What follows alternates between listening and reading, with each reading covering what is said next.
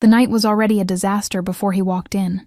The kitchen had sent back 3 orders, my feet ached in the second-hand heels I'd picked up from the thrift store, and my manager, Victor, kept hovering like a vulture, waiting for me to make a mistake.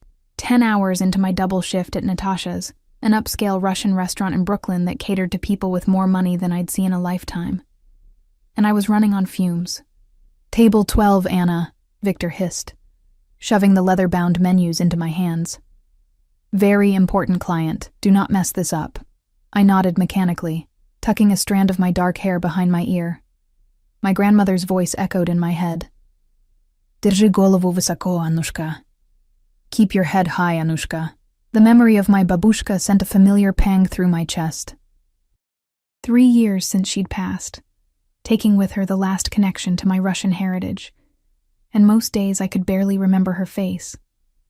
But her voice, that I could never forget. I made my way across the dimly lit restaurant, weaving between tables of New York elites draped in designer clothes and dripping with jewelry that cost more than my rent.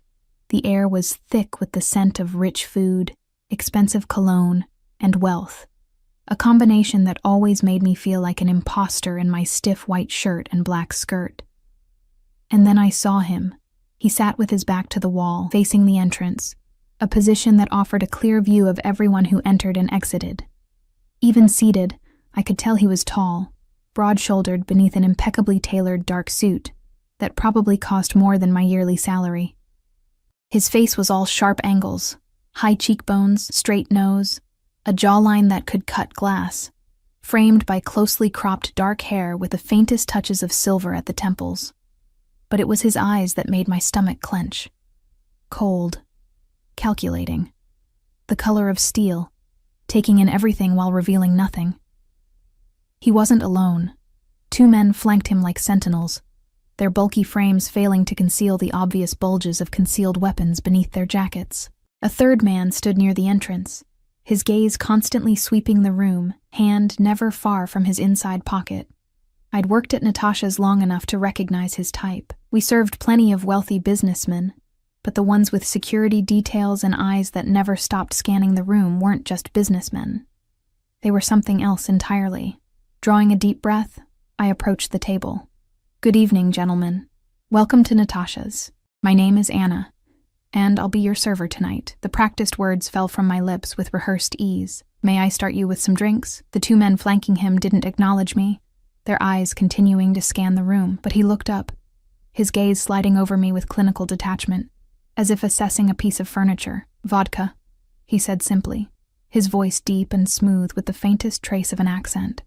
"Beluga Gold Line, chilled, no ice."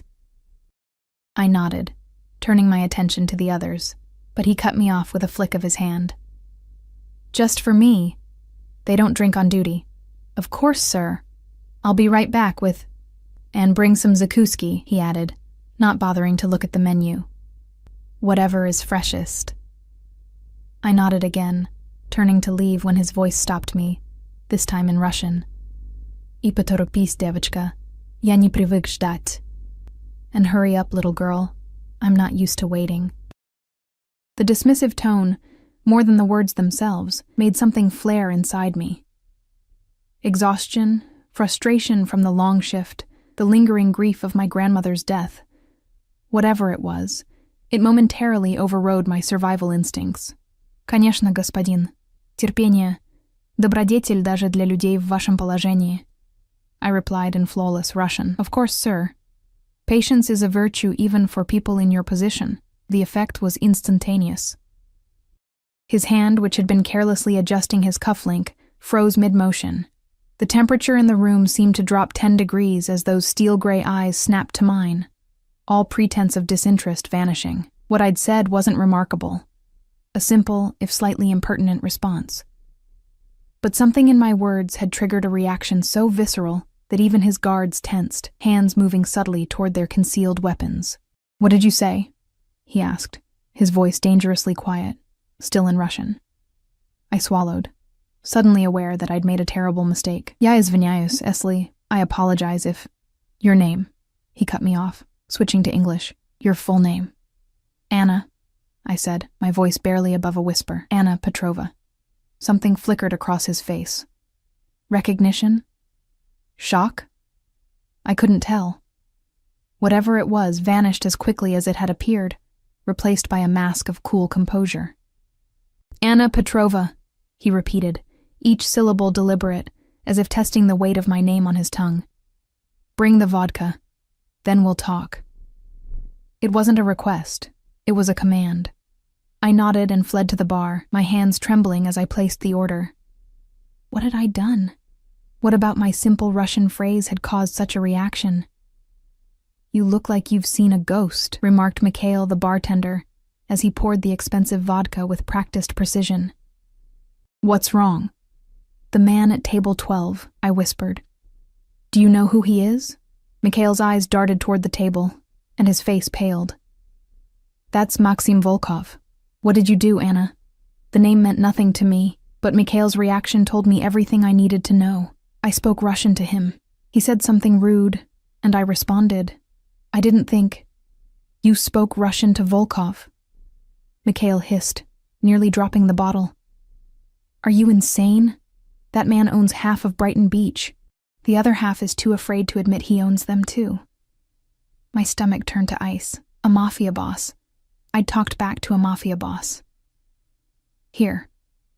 Mikhail pushed the vodka toward me, along with a small plate of pickled herring and black bread. Don't make him wait longer. And Anna, whatever you do, don't mention where you learned Russian. I frowned. Why would that matter? Mikhail just shook his head. Trust me. It matters. With shaking hands, I carried the tray back to the table. Volkov's eyes never left me as I approached, tracking my movements with the focus of a predator. I set down the vodka and Zakuski with care, struggling to keep my hands steady. Will there be anything else, sir? I asked, proud that my voice didn't betray my fear. Sit, he said, gesturing to the empty chair beside him. I glanced around nervously. Sir, I'm working. I can't. Victor won't mind, he said. And as if summoned by magic, my manager appeared at my elbow. Take your break, Anna, Victor said, his usual imperious tone replaced by something approaching deference. Mr. Volkov has requested your company. Before I could protest, Victor had disappeared, leaving me no choice but to sink into the chair beside the most dangerous man I'd ever encountered. Volkov dismissed his guards with a subtle nod, and they retreated to a respectful distance, close enough to act if needed, but far enough to give us privacy. Where did you learn that phrase? Volkov asked without preamble, his voice low. I blinked in confusion. Which phrase, sir? Patience is a virtue even for people in your position, he quoted. Those exact words. I don't understand, I stammered. It's just a saying. My grandmother used to tell me, your grandmother. He interrupted, leaning forward slightly. What was her name? A warning bell sounded in my head. Mikhail's caution about not revealing where I'd learned Russian echoed in my thoughts. Why do you want to know about my grandmother? I asked, my voice smaller than I intended. Something dangerous flashed in his eyes. Answer the question, Anna Petrova.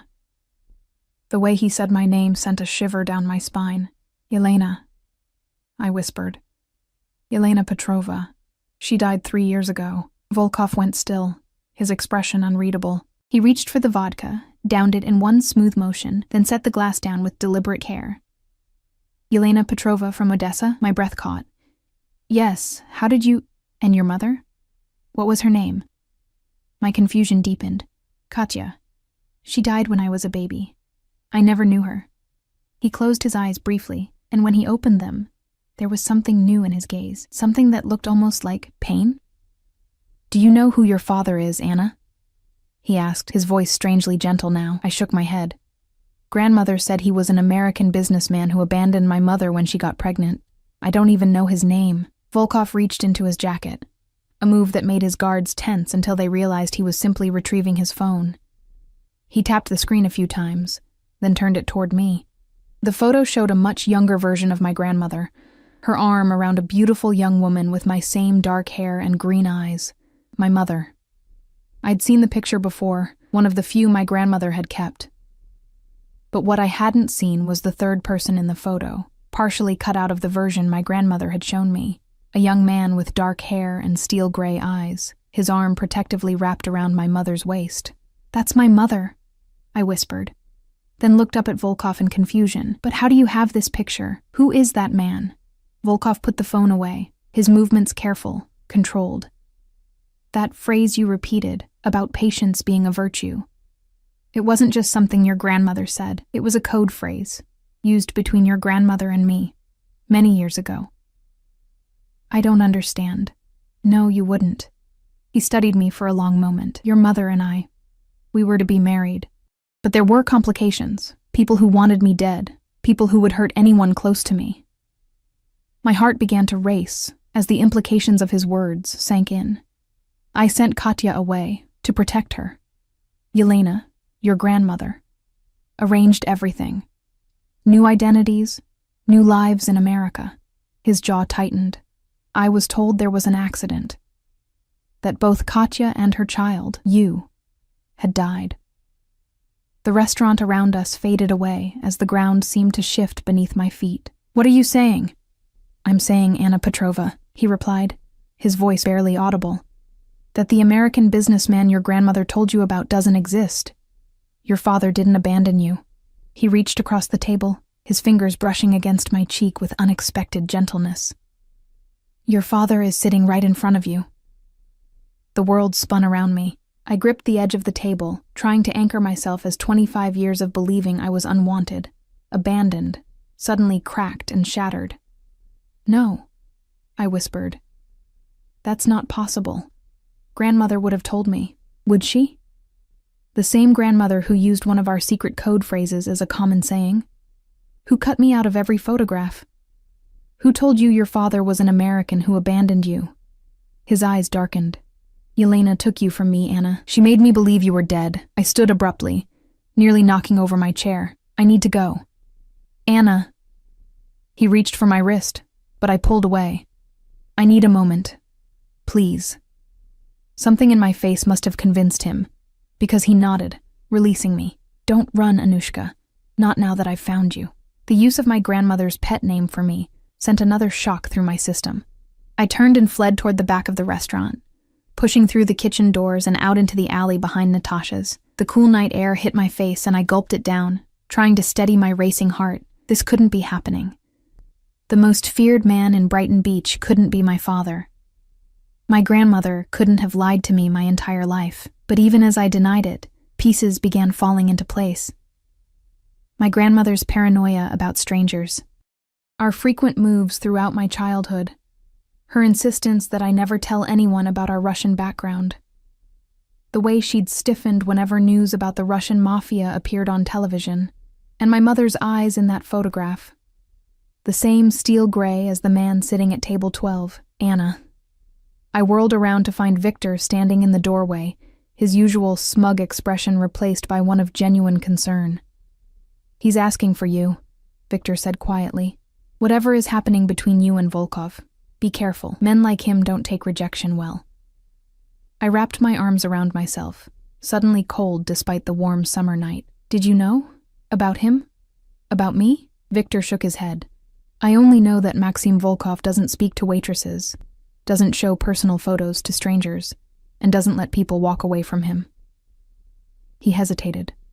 "But he's letting you set the pace. That means something." I closed my eyes, trying to think. I could run, disappear, start over somewhere new, just as my grandmother had taught me to do whenever trouble found us, but I was tired of running, tired of not knowing who I was or where I came from.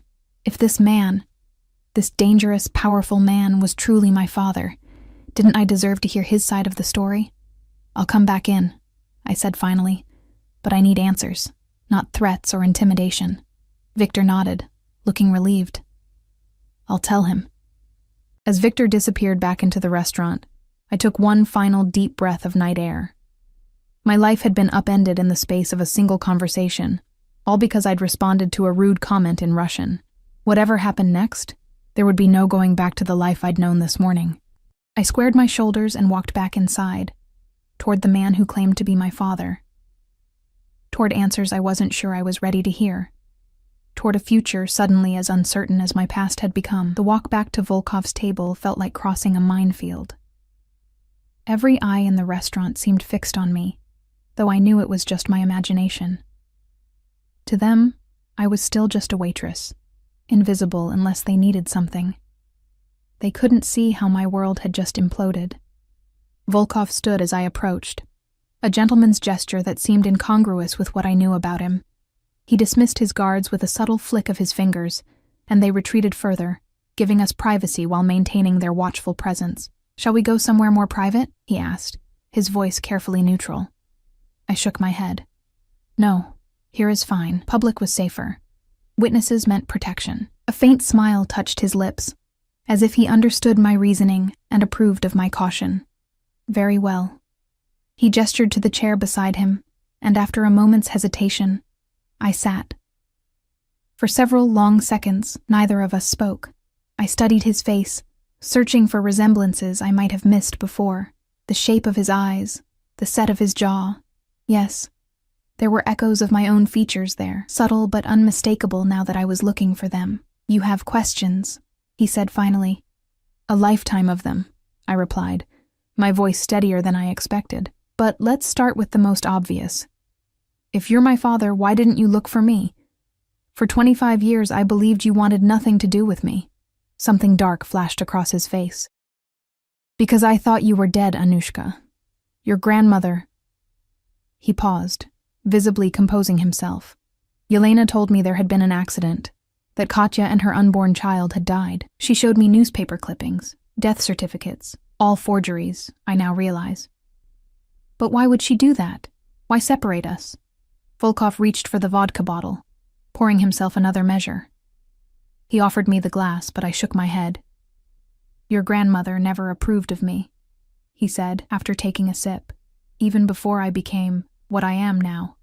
I was from the wrong side of Odessa, with the wrong connections, the wrong ambitions." His lips twisted in a humorless smile.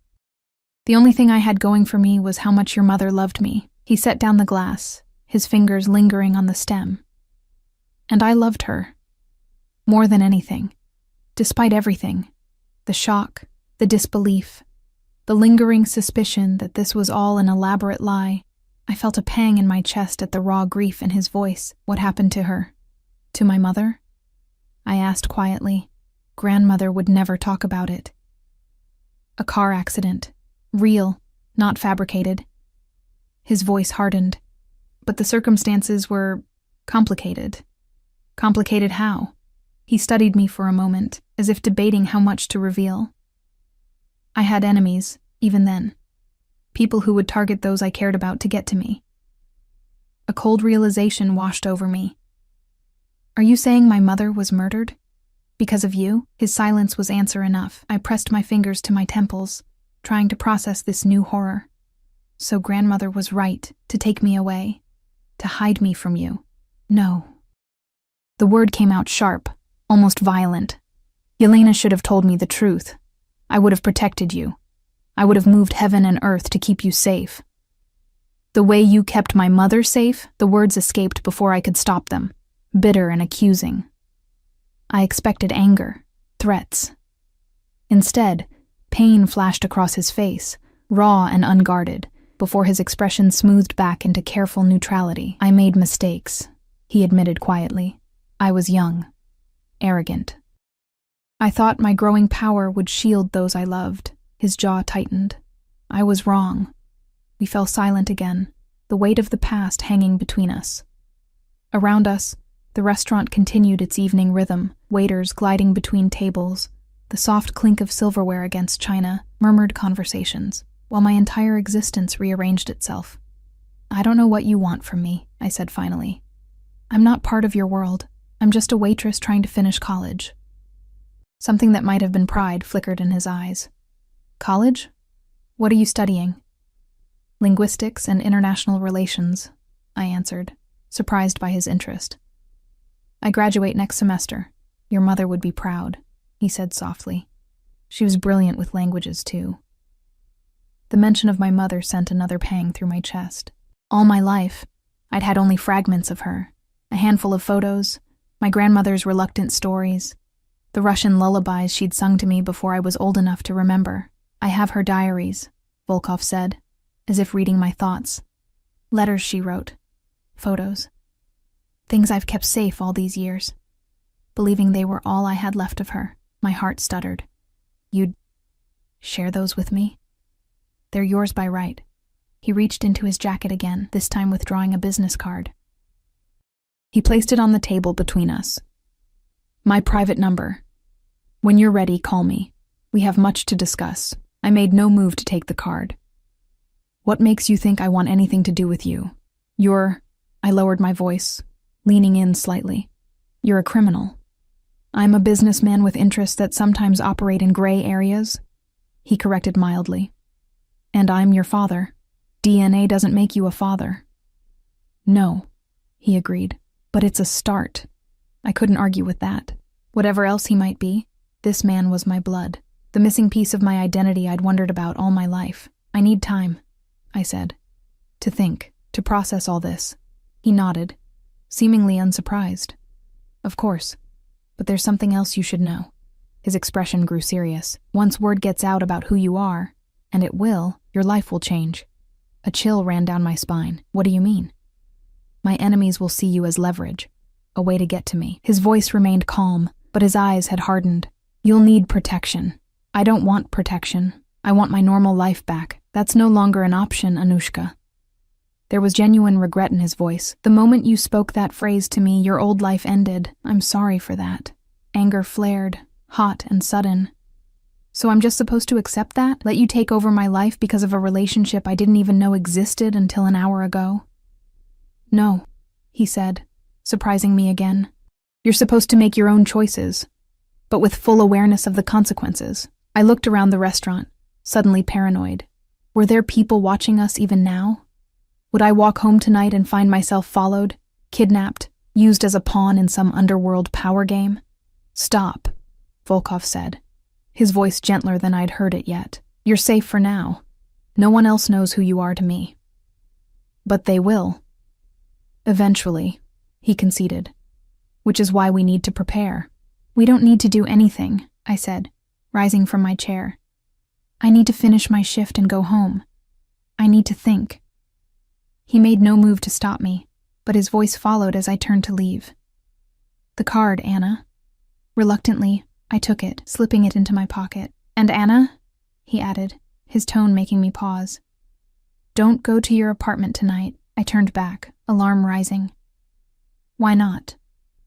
Precaution, he said simply. Stay with a friend, somewhere unexpected. You're scaring me. Good, fear will keep you vigilant. He stood, straightening his already immaculate suit.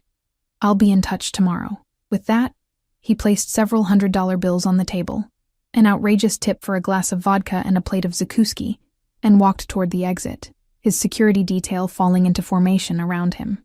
I watched him go. This stranger who was my father, this dangerous man who had upended my entire existence with a few sentences. Only when the door closed behind him did I realize I was shaking. Anna? It was Victor, hovering nearby with an anxious expression. Everything okay? I nodded mechanically, though nothing was further from the truth. Fine, I need to finish my shift. Victor's eyes darted to the table, widening at the stack of bills Volkov had left. Take the rest of the night off, he said. Whatever that was about, he gestured vaguely at where Volkov had sat. It seems more important than serving drinks. I should have argued, insisted on staying. My rent was due next week, and I needed every hour of pay I could get. But the thought of plastering on a smile and taking orders after what had just happened was unbearable. Thank you, I managed, already untying my apron. I'll make up the hours tomorrow. Victor nodded, though we both knew tomorrow might bring changes neither of us could imagine. I changed quickly in the staff room, trading my waitress uniform for jeans and a worn NYU sweatshirt. As I shouldered my bag and headed for the rear exit, my fingers brushed against the hard edge of Volkov's business card in my pocket. The night air had cooled, and I pulled my jacket tighter as I stepped onto the quiet Brooklyn street. Don't go to your apartment tonight, Volkov's warning echoed in my mind, sending fresh adrenaline coursing through me. Was it a genuine concern for my safety or a manipulation tactic? I had no way of knowing. I pulled out my phone, scrolling through contacts. Who could I stay with on such short notice? And what would I tell them? Sorry to bother you, but I just found out my father is a Russian mafia boss, and now I might be in danger. I settled on May, my roommate from sophomore year. She worked nights at a hospital in Manhattan, which meant her place would be empty, and she'd always told me I could crash on her couch any time. A text and a quick subway ride later, I was letting myself into May's small Queens apartment with the spare key she kept above her doorframe. The familiar scent of her jasmine incense greeted me, and some of the tension eased from my shoulders. I was safe here. Anonymous. I collapsed onto her couch, exhaustion crashing over me in waves. The events of the night played on loop in my mind, fragments of conversation swirling like debris in a storm. Your father is sitting right in front of you. Your mother and I were to be married. My enemies will see you as leverage. My phone buzzed, startling me from my thoughts. An unknown number flashed on the screen, followed by a text message. You're being watched. Stay inside. I'm handling it. My heart leapt into my throat. I moved to the window, peering carefully through the blinds at the street below. Nothing seemed out of place. No suspicious vehicles, no lurking figures. Just the normal late-night quiet of a residential street. Another text arrived. Not from the street. The building across from your friends. 3rd floor, 2nd window from the left. Ice flooded my veins. How did he know where I was? I hadn't told anyone where I was going. Hadn't used a credit card or rideshare app that could be traced. As if anticipating my question, a 3rd message appeared. I had you followed for your protection. My men are taking care of the surveillance now. I stared at the message in disbelief, torn between gratitude that someone was watching out for me and fury at the invasion of my privacy. Before I could decide which emotion to act on, movement across the street caught my eye. Shadows shifting against shadows, too deliberate to be coincidental. Then a brief flash, like light reflecting off metal, followed by stillness. My phone buzzed again. It's done. You're safe for tonight. We'll talk tomorrow. I sank back onto the couch, my legs suddenly unable to support me. This was real. All of it. Within hours of discovering my true parentage, I'd become a pawn in some dangerous game I didn't understand and couldn't control. Sleep was impossible. I spent the night alternating between pacing the small apartment and sitting vigil by the window, jumping at every sound. By dawn, my eyes burned with exhaustion, and my thoughts had circled through fear, anger, and disbelief so many times they'd worn a path in my mind. As the first light of morning filtered through the blinds, my phone buzzed with another text from the unknown number, from Volkov. Car waiting downstairs, black Mercedes. Driver's name is Alexei. He'll bring you to me. I hesitated, my thumbs hovering over the keyboard. Part of me wanted to refuse, to run as far as possible from this man and the chaos he'd brought into my life. But another part, the part that had always wondered about my father, that had created countless fantasies about who he might be, needed answers only he could provide. I have class at 11, I texted back. His response was immediate. You'll be there in time. I gathered my few belongings, scribbled a note of thanks for May, and headed downstairs. As promised, a sleek black Mercedes idled at the curb, a mountain of a man in a dark suit standing beside it. He straightened as I approached, opening the rear door with a deferential nod. Miss Petrova, he said, his accent thicker than Volkov's. I am Alexei. I slid into the back seat, clutching my bag on my lap like a shield.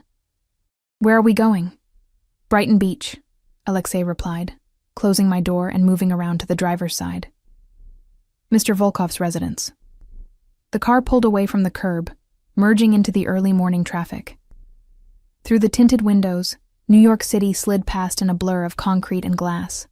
We crossed the bridge into Brooklyn, the Manhattan skyline receding behind us like a dream. I should have been terrified, should have demanded to be let out, called the police, done anything but sit quietly as I was driven to the home of a man I knew to be dangerous. But beneath the fear and confusion, a strange calm had settled over me. For the first time in my life, I was moving toward answers, rather than away from them. The car turned onto a quiet, tree-lined street of elegant brownstones. a far cry from the gaudy mansions I'd imagined a mafia boss would inhabit. We stopped before a distinguished building with wrought iron details and meticulously maintained window boxes. "We're here," Alexei announced, coming around to open my door. I stepped out, gazing up at what was apparently my father's home. Like the man himself, it projected power and taste in equal measure, imposing yet understated. Before Alexei could escort me to the entrance, the front door opened, and Volkov himself appeared. Gone was the formal suit from last night, replaced by casual slacks and a simple black sweater that somehow made him look more approachable and more dangerous all at once. "Anushka," he said, his voice warming as he spoke my name. "Thank you for coming." I nodded, not trusting myself to speak. Now that I was here, the reality of the situation hit me with full force. I was about to step into the home, into the world, of a man whose very existence had been kept secret from me my entire life. "Please," he said, gesturing toward the open door. "We have much to discuss." Taking a deep breath, I crossed the threshold, leaving behind the last remnants of my old life and stepping into a new reality I couldn't begin to comprehend. Inside, the house was a study in restrained elegance. Hardwood floors covered with antique rugs, walls adorned with what looked like original artwork, furnishings that whispered old money rather than shouted new wealth.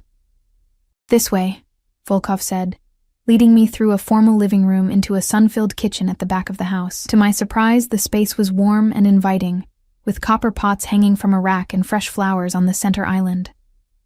"Tea?" he offered, moving with unexpected domesticity to fill a kettle. "Please," I replied, settling onto one of the stools at the island. As he prepared the tea with practiced motions, I studied him more openly than I'd dared the night before. In the morning light, the resemblance between us was even more apparent. The same high cheekbones, the same slight furrow between our brows when concentrating. "You're staring," he observed without looking up. "I'm trying to reconcile the dangerous man I've heard about with this." I gestured vaguely at him and the domestic scene. He smiled faintly as he set a steaming cup before me. "We all contain multitudes, Anushka." He took the stool across from me. "Even Russian mafia bosses." "Is that what you are? Officially?" "Officially, I'm a businessman with interests in real estate, imports, and hospitality." His smile turned wry. "Unofficially, let's just say I maintain order in certain communities that don't trust the conventional authorities."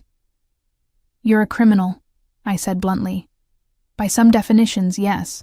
He sipped his tea, unruffled by my accusation. "By others, I'm a necessary alternative to a system that has never served our people well." I wanted to argue, to reject his self-justification, but I wasn't here to debate the morality of organized crime. I was here for answers. "You said my mother died in a car accident," I began. "What really happened?" Volkov set down his cup, his expression grave. "Are you sure you want to know this now? I've spent 25 years not knowing. I'm done with secrets." He nodded slowly. "Very well. But remember, you asked." He drew a deep breath. "It wasn't just an accident. The brake lines in her car had been cut. She was 7 months pregnant with you at the time." My hand flew to my mouth. "How did I survive?" "A miracle. The doctors performed an emergency C-section. You were premature, fragile." His voice roughened. "Yelena told me neither of you had made it." "Who did it? Who killed her?" "A rival organization, a message meant for me." His eyes darkened with old rage. "They've long since paid for their mistake." I didn't ask what that payment had entailed. Some details were better left unknown. "After I believed you both dead, I changed," he continued. "Became harder, more ruthless, built my organization into what it is today."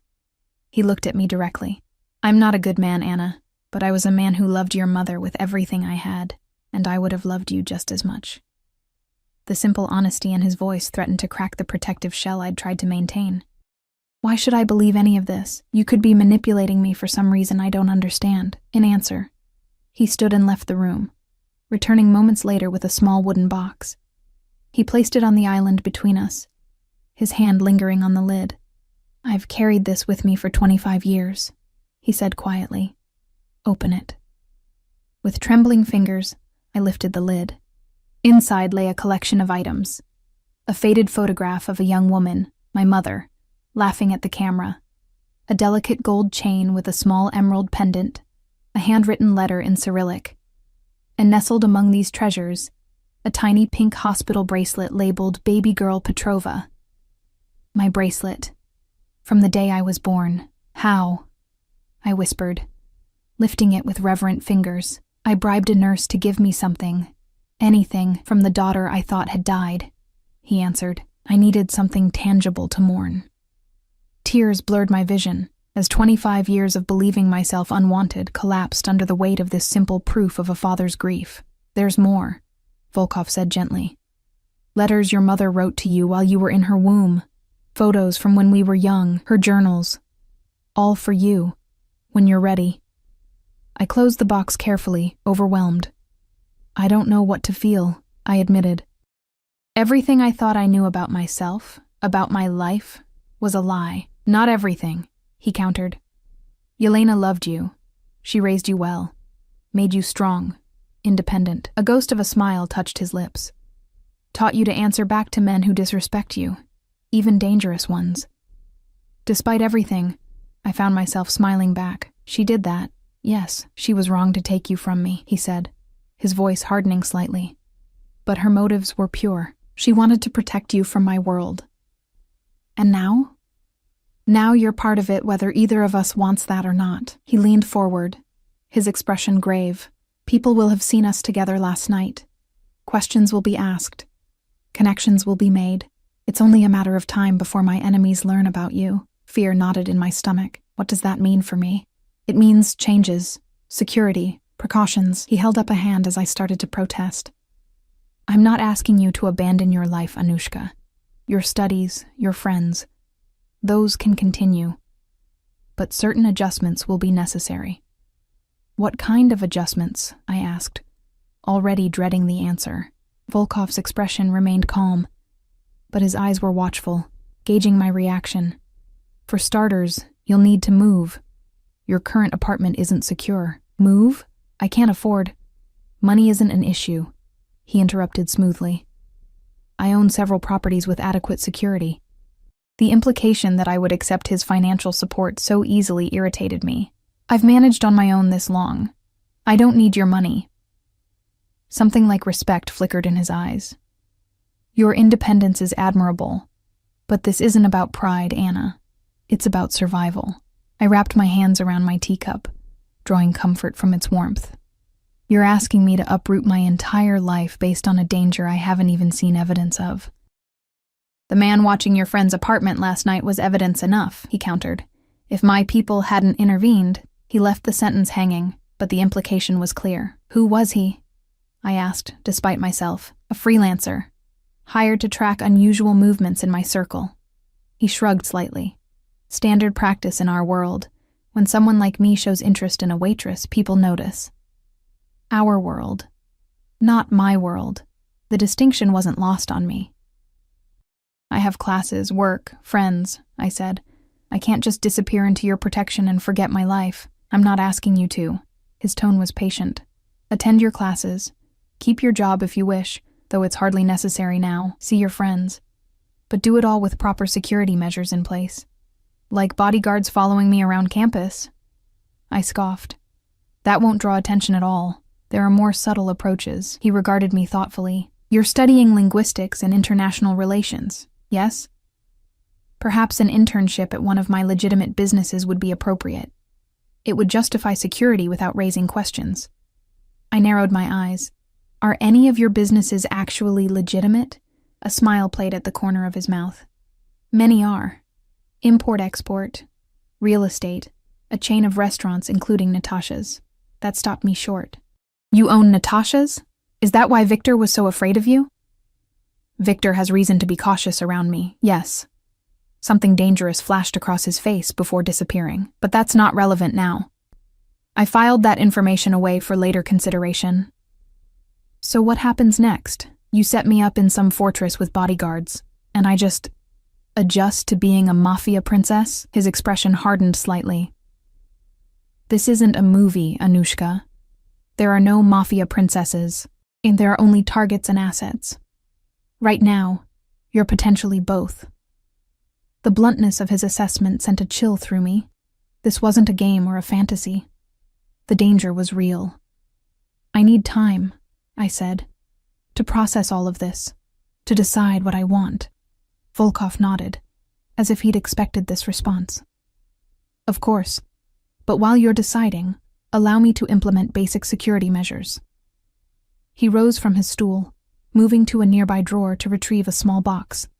Starting with this, he slid the box toward me. Inside was a sleek smartphone. It's secure, he explained. Encrypted, untraceable. My number and Alexei's are programmed in. If you need anything at all, call. I hesitated before taking it. Accepting the phone felt like the first step on a path I wasn't sure I wanted to follow. What about my current phone? Keep it for appearances, but understand it can be monitored, tracked.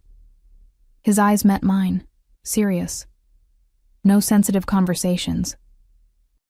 No references to me or your connection to me. I slipped the new phone into my pocket, feeling the weight of it like an anchor to this new reality. I'll have Alexei drive you to your class, Volkov said, glancing at his watch. We'll talk more later, when you've had time to think.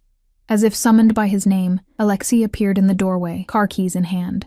Thank you for the tea, I said formally, rising from my stool. It seemed an inadequate response to everything that had transpired. But I didn't know what else to say. Volkov walked me to the door, maintaining a careful distance as if sensing my need for space. At the threshold, he paused. Anushka, he said, his voice softer than I'd heard it yet. I've missed 25 years of your life. I don't expect to make up for that overnight. But I hope, with time, you might allow me to know you. The simple sincerity in his voice threatened to crack my emotional defenses. I nodded, not trusting myself to speak, and hurried to the waiting car. As Alexei drove me toward campus, I stared out at the passing city streets, trying to reconcile the life I'd had yesterday with the one stretching before me now. The secure phone in my pocket felt like a tether to a world I hadn't asked to enter, but couldn't entirely reject. After all, wasn't this what I'd always wanted? To know where I came from, who I was? But the reality was more complicated than any childhood fantasy. My father wasn't just any man. He was Maxim Volkov, a name that apparently inspired fear throughout Brighton Beach and beyond. A man who spoke of enemies and security measures with calm certainty. A man who'd admitted to changing, becoming harder and more ruthless after losing my mother and believing he'd lost me. What did that mean exactly? What had he done in those 25 years? What blood was on his hands? Did I even want to know? The car stopped in front of my campus building, jarring me from my thoughts. I'll wait here, Alexei said, his first words since leaving Brighton Beach. To drive you home after class. That's not necessary. I started to argue, but his impassive expression made it clear this wasn't a point he'd concede. Mr. Volkov's instructions, he said simply. I sighed, shouldering my bag. Fine, I'll be 2 hours. Alexei nodded, settling back in his seat to wait. My advanced Russian literature class had never felt so mundane. As Professor Baranova discussed the symbolism in Dostoevsky's Crime and Punishment, I found it increasingly difficult to focus. The irony wasn't lost on me, studying Russian literature while my own Russian drama unfolded in real time. Ms. Petrova, Professor Baranova's voice cut through my distraction. Your thoughts on Raskolnikov's moral justification? I straightened in my seat, scrambling to formulate an answer. He believed extraordinary men were above conventional morality. I managed, that they could transgress moral boundaries for a greater purpose. The professor nodded, satisfied, and moved on to another student, but her question lingered in my mind. Wasn't that what Volkov had implied earlier? That his criminal activities served some greater good for his people? When class ended, I gathered my things slowly, reluctant to return to Alexei's waiting car. The weight of decisions pressed down on me. What to believe, who to trust, how to proceed in this new reality where I was Maxim Volkov's daughter. My phone, my regular phone, buzzed with a text from my friend Lily. Coffee? I'm at the usual spot. I hesitated, glancing toward the exit where I knew Alexei waited. A coffee with Lily felt like a lifeline to normalcy, a chance to breathe before diving back into the chaos my life had become. I texted back, "Be there in 5, then headed toward the campus cafe. Lily waved from our favorite corner table as I entered. With her bright blue hair and collection of literary tattoos, she was impossible to miss, and exactly the grounding presence I needed. "You look like hell," she greeted me cheerfully. "Bad shift last night. You have no idea," I muttered, dropping into the chair across from her. She pushed a steaming cup toward me. "Already ordered your usual. Extra shot of espresso. You look like you need it." I smiled gratefully, wrapping my hands around the warm cup. "Thanks." "So what happened? Victor being a jerk again?" I hesitated. What could I possibly tell her? Sorry. I just discovered my father is a Russian mafia boss, and now I might be in danger from his enemies? "Family stuff," I said vaguely. "Found out some things about my father." Lily's eyes widened. "Your father? I thought you didn't know who he was." "I didn't.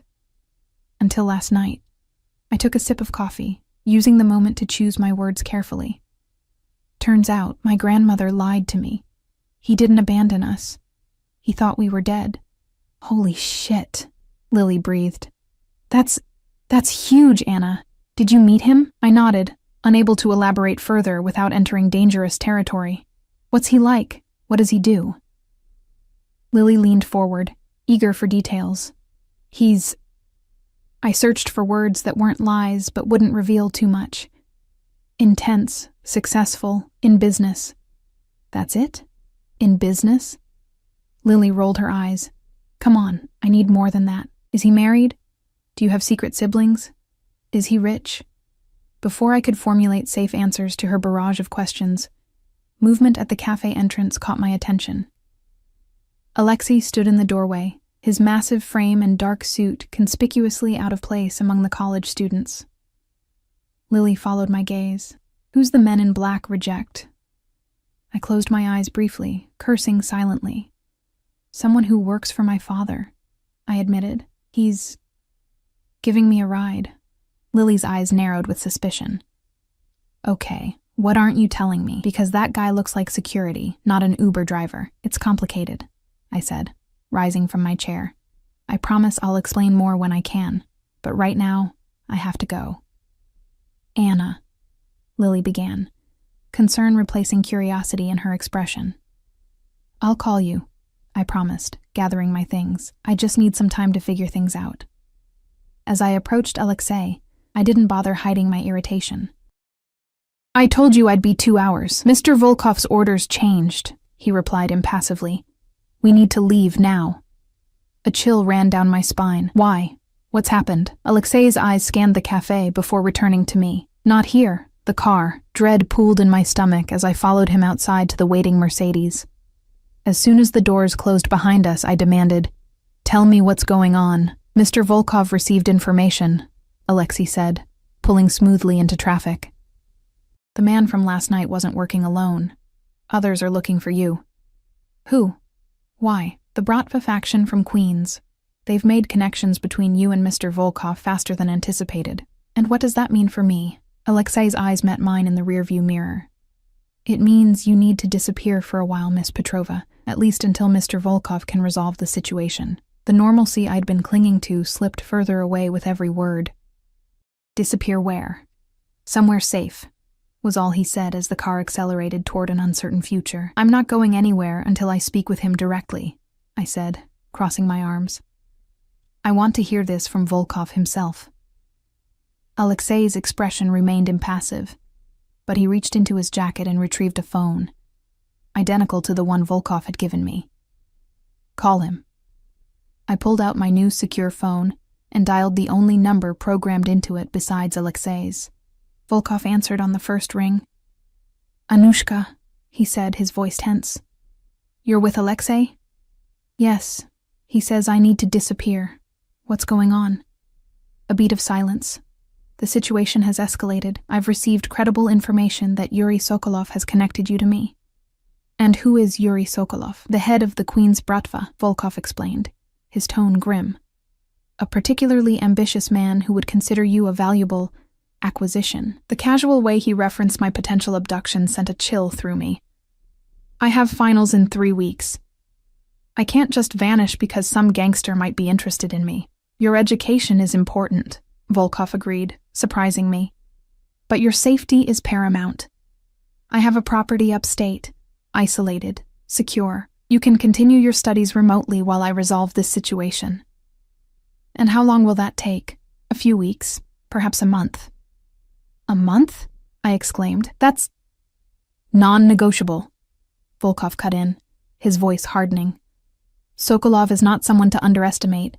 His men have already been to your apartment. That stopped my protest cold. My apartment?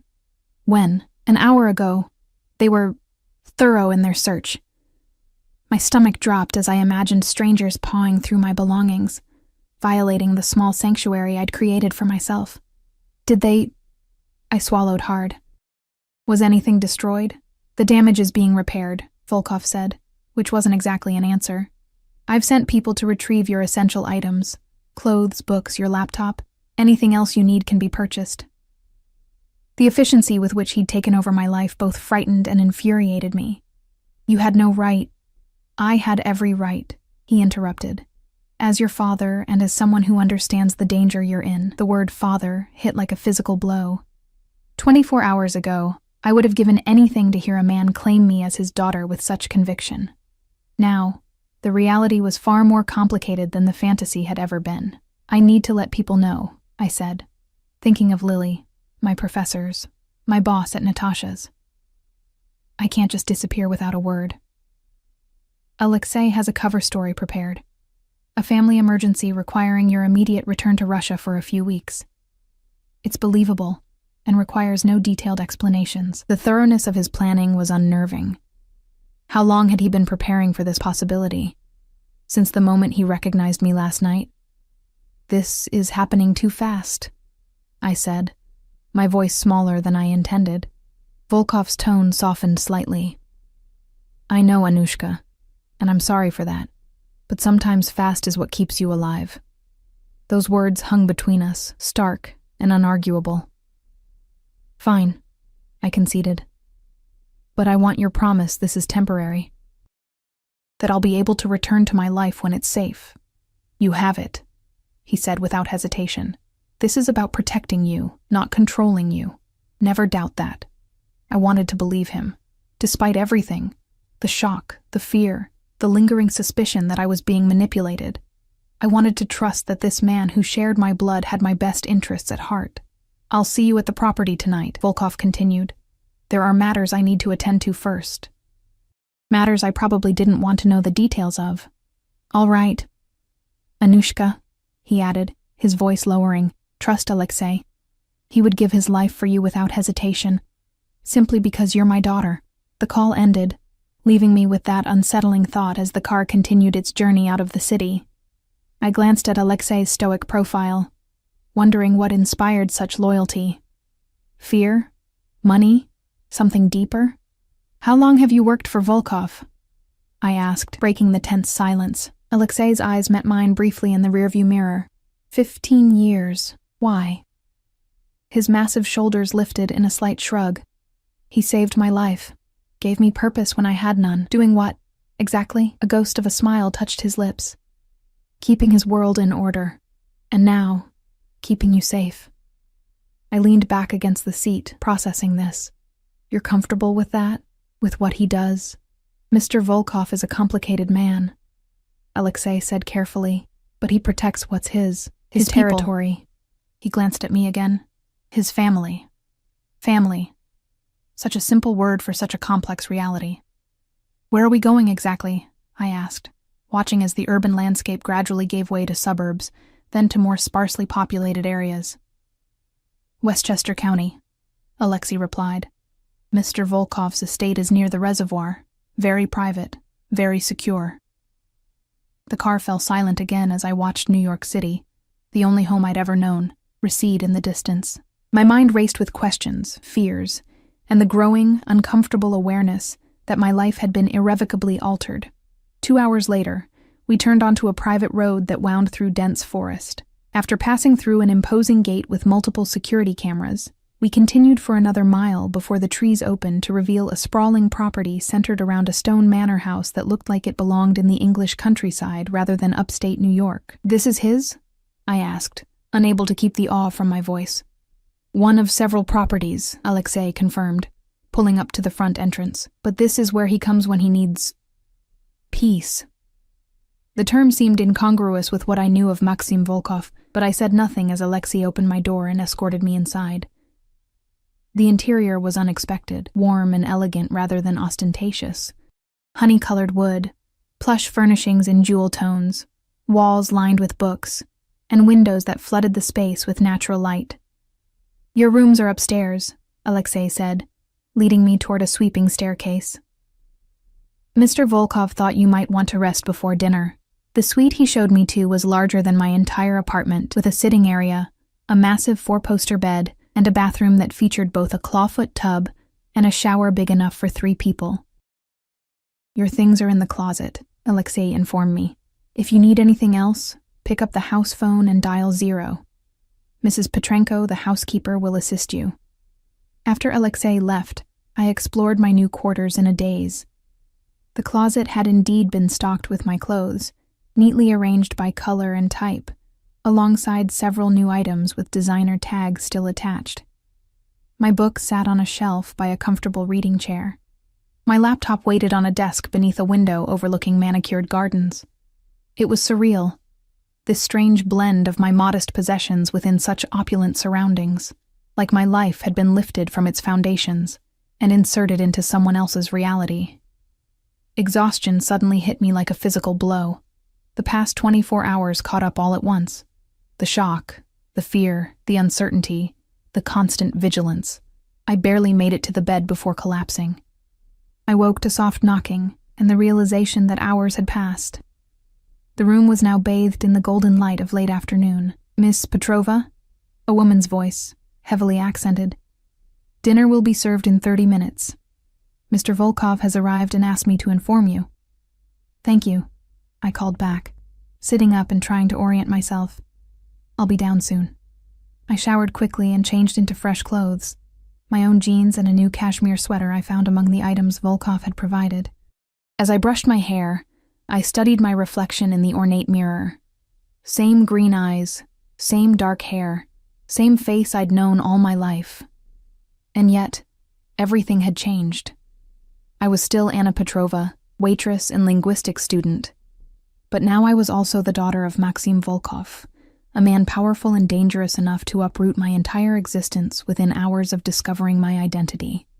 The question was, who would I be by the time this temporary situation resolved? I made my way downstairs, following the scent of food to a dining room where Volkov waited, rising as I entered.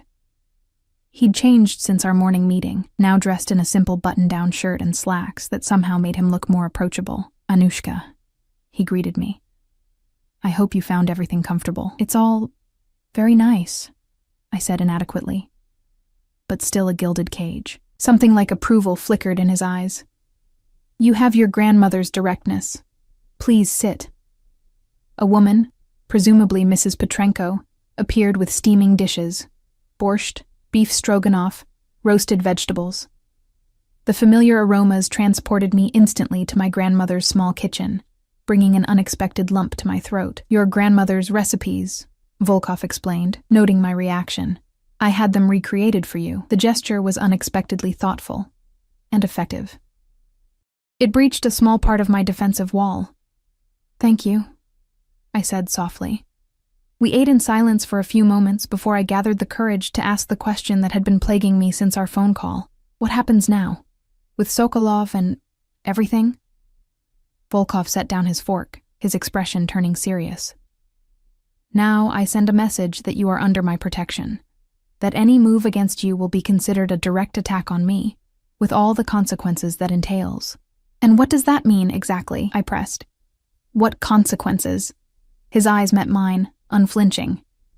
Are you sure you want that answer, Anushka?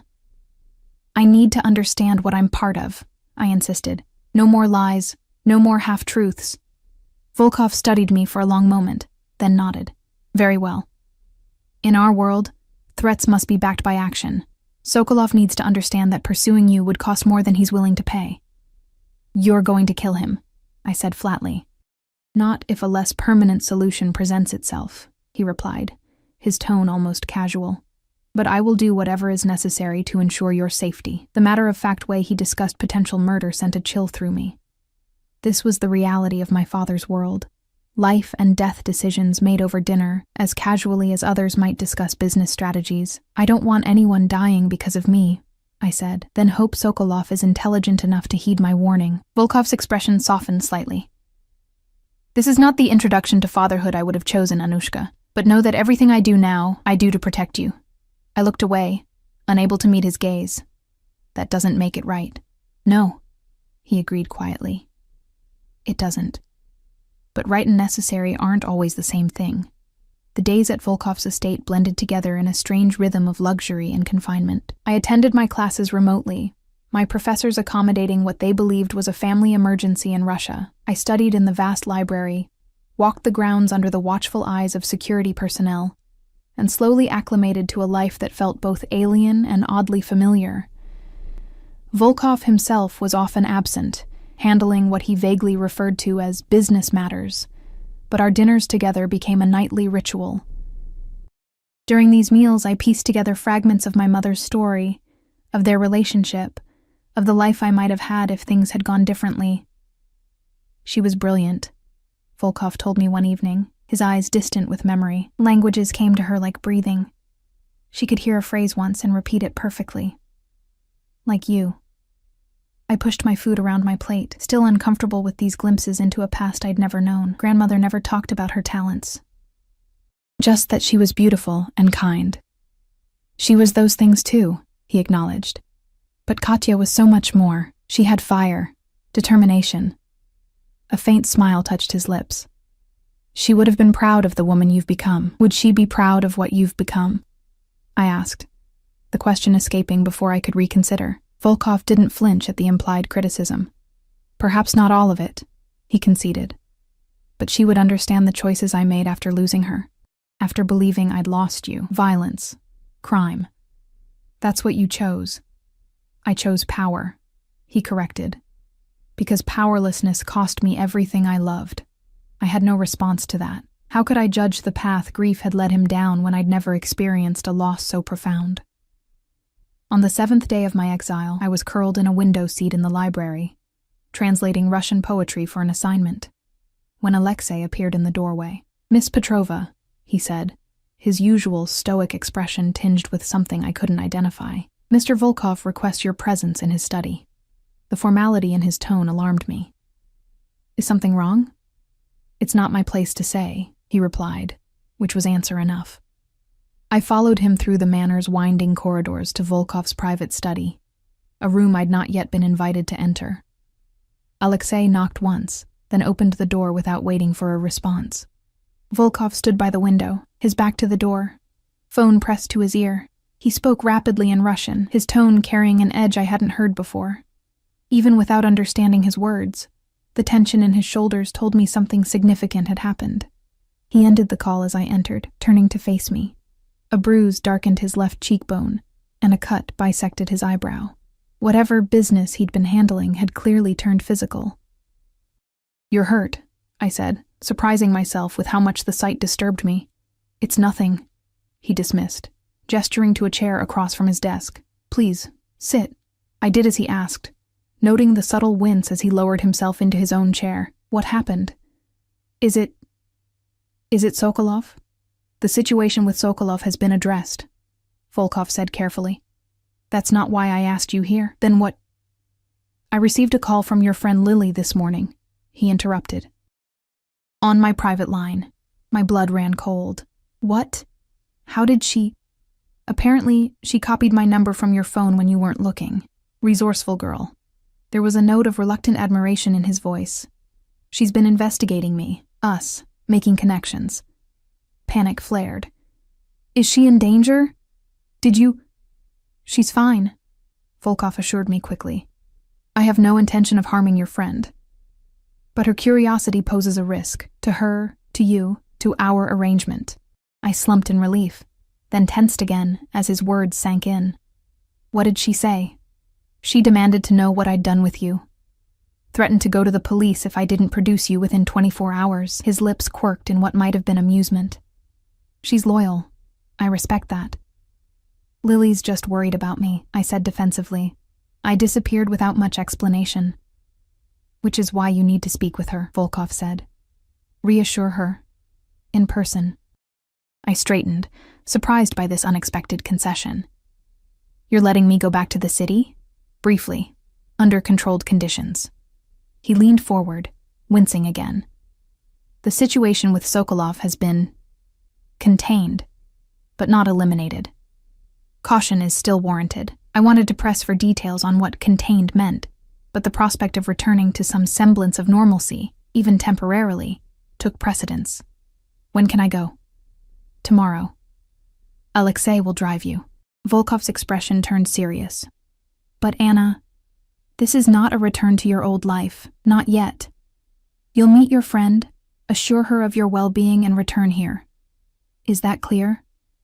I bristled at the command but nodded. And my classes? My apartment? We'll discuss more permanent arrangements after assessing the security situation, he said, which wasn't really an answer, one step at a time. I rose to leave, then hesitated, looking back at his injured face. What really happened with Sokolov? Volkov met my gaze steadily. Are you certain you want to know? I considered the question carefully. Did I want the truth, with all its likely violence and moral ambiguity? Or was ignorance preferable? Yes, I decided, no more secrets. He gestured for me to sit again. Very well. Sokolov refused to acknowledge my request for restraint regarding you. He saw you as leverage against me. His jaw tightened. A mistake he won't repeat. Did you kill him? I asked bluntly. No, Volkov replied. But I made it clear that his life, and the lives of those he values, exist only at my discretion. He touched the cut above his eye. He argued, forcefully, before accepting the new reality. I absorbed this, trying to reconcile the cultured man who discussed Russian poetry over dinner with the one who could threaten a rival's family without hesitation. How can you live like this? I asked quietly, with violence always a breath away. Something vulnerable flickered across his face. It's the only life I've known since losing your mother. Since believing I'd lost you, he looked away. But finding you, it changes things. What does that mean? It means I've been considering alternatives, he said carefully. Ways to extract myself from certain aspects of my business, to create a safer environment for you. The implication stunned me. You'd leave the Bratva? For me? Not immediately. Not completely. Such transitions require time, planning. His eyes met mine. But for the chance to know my daughter without fear shadowing every interaction? Yes. I would make changes. The sincerity in his voice cracked something in my carefully maintained defenses. For the first time since discovering his identity, I allowed myself to truly see him as my father. Flawed, dangerous, but also capable of change for the right reasons. I don't expect you to become someone else overnight, I said slowly. But I can't be part of that world, not ever. I'm not asking you to be, he assured me. I only ask for the chance to be in your life, on whatever terms you set. The enormity of the moment wasn't lost on me. This powerful, feared man was essentially placing himself at my mercy, allowing me to dictate the terms of our relationship. I need time, I said, to figure out what that means, what I want. Take all the time you need, he replied. I've waited 25 years to find you. I can be patient now. The next morning, Alexei drove me back to the city. The trip felt like emerging from a dream. The familiar skyline materializing through the car windows brought both relief and disorientation. We met Lily at a quiet cafe in the West Village, neutral territory that Volkov's security team had swept in advance. Her eyes widened at the sight of Alexei escorting me in, then narrowed in suspicion. I knew something was weird, she said, as I slid into the seat across from her. Are you okay? Are you being held against your will? Blink twice if... I'm fine, Lily, I interrupted, smiling despite myself. It's complicated, but I'm safe. Complicated? She repeated incredulously. Anna, you disappear for a week, and when I try to find you, I discover your father is Maxim freaking Volkov, the Russian mob boss. I winced, glancing around nervously. Could you say that a little louder? I don't think everyone in Manhattan heard you. Lily leaned forward, lowering her voice. Is it true? Is he really your father? I nodded, then spent the next hour explaining everything. The encounter at Natasha's, the revelation of my parentage, the threat from Sokolov, my temporary relocation to Volkov's estate. I omitted the more violent details, but gave her enough truth to satisfy her concern. That's insane, she breathed when I finished.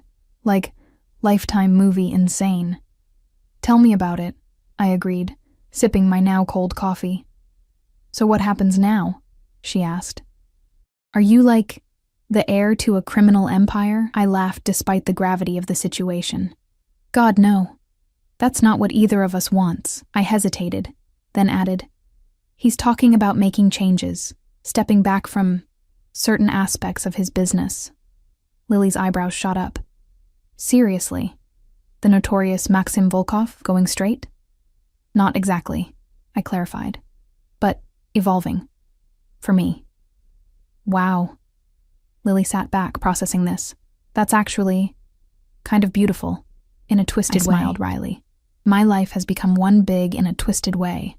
We talked until Alexei discreetly checked his watch, signaling it was time to leave. As I hugged Lily goodbye, she whispered, Be careful, but also, don't waste this chance, Anna. Not everyone gets to rewrite their story this way. Her words stayed with me during the drive back to Westchester, echoing as we passed through the estate gates, and I saw Volkov waiting on the steps. He'd come home early from his business to greet me, a small but significant gesture. As I stepped from the car, our eyes met, and for the first time, I allowed myself to truly see him, not as the fearsome Maxim Volkov, but as my father. A man who had lost everything, built a dangerous life in the aftermath, and now stood ready to reshape that life for a daughter he'd just found. Welcome back, Anushka, he said simply. I climbed the steps toward him, toward a future neither of us could fully predict. I think, I said carefully, we should talk about those changes you mentioned. Something like hope flickered in his steel-gray eyes. My eyes. I'd like that. And in that moment, standing on the threshold between my old life and whatever came next, I made my choice. Not to embrace his world, but to help him find a path out of it. Not to forget the man he had been, but to encourage the man he could become. It wouldn't be easy. The shadows of his past would follow us both. There would be complications, dangers, difficult truths to face, but for the first time in my life, I wasn't facing the unknown alone.